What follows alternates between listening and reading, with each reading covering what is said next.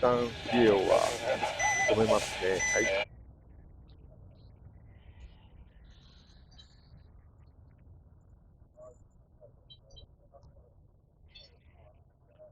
はい。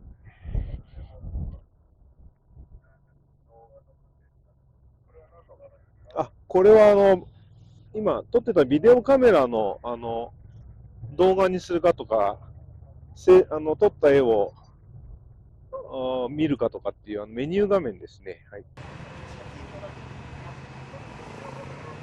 そうです、そうです。で、これで通常撮影画面に戻しました。はい。はい。じゃあ、私の方は一旦これで止めます。